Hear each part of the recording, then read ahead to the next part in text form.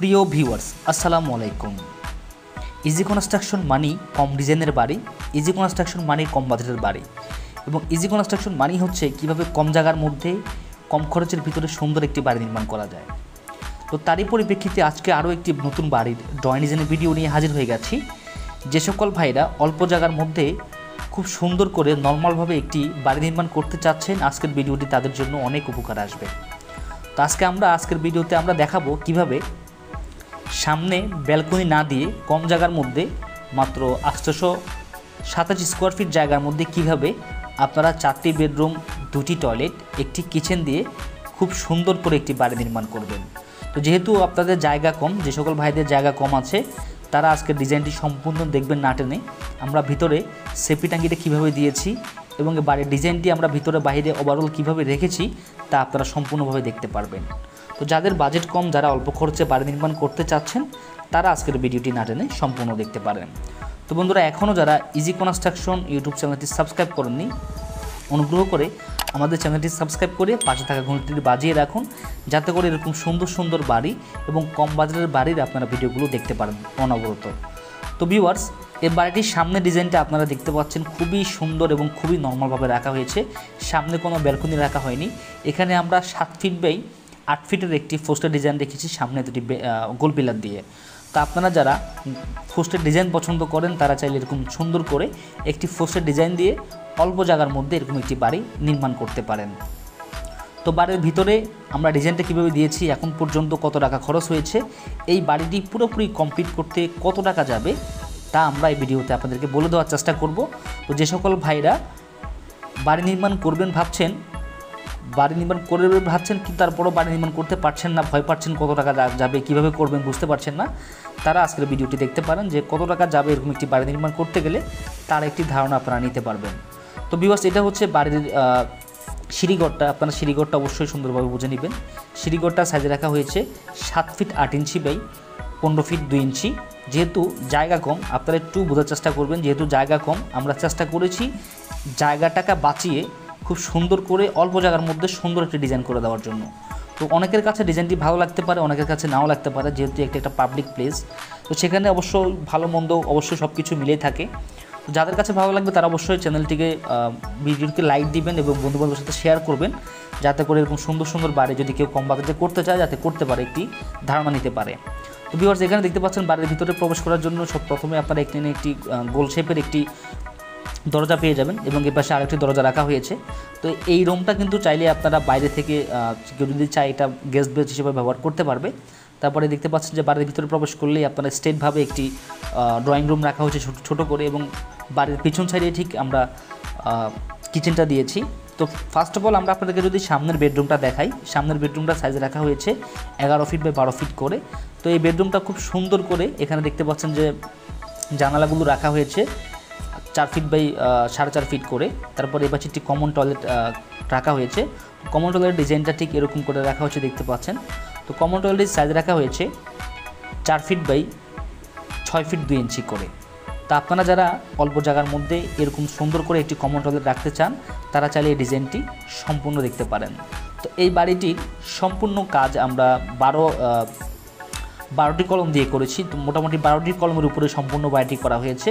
কলমগুলো সাইজে রাখা হয়েছে 10 ইঞ্চি বাই 10 ইঞ্চি করে। তো এই বাড়িটির মধ্যে আমরা কোনো ভীম রাখিনি, ফ্ল্যাট ভীম রাখিনি, অর্থাৎ আমরা কনসিল ভীম ঢালাই করেছি। তো আপনারা চাইলে কনসিল ভীম দিয়ে কম খরচের মধ্যে একটি বাড়ি নির্মাণ করতে পারেন।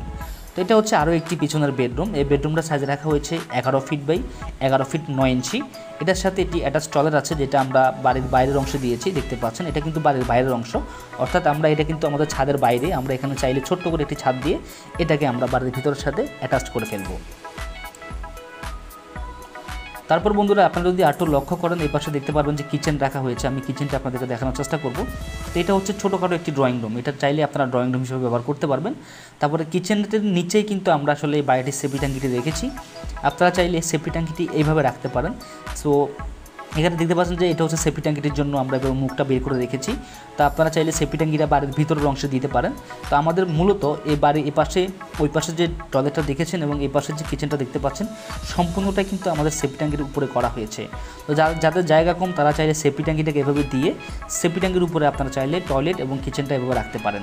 তো তো আপনারা দেখতে পাচ্ছেন এই পাশে ধানের জমি রাখা আছে, ধানের জমির পাশে কিন্তু বিল্ডিংটি করা হয়েছে। তো এটা হচ্ছে বাড়িটির কিচেনটার সাইজ রাখা হচ্ছে 4 ফিট বাই 8 ফিট করে, তো লম্বা টাইপের কিচেন করা হয়েছে। যেহেতু জায়গা কম, আমি আগেও বলেছি অল্প জায়গার মধ্যে পুরো ডিজাইনটি করা হয়েছে, যার জন্য আমরা চেষ্টা করেছি অল্প জায়গার মধ্যে জায়গা নষ্ট না করে খুব সুন্দর করে জায়গাটার মধ্যে কিছু একটা করার জন্য।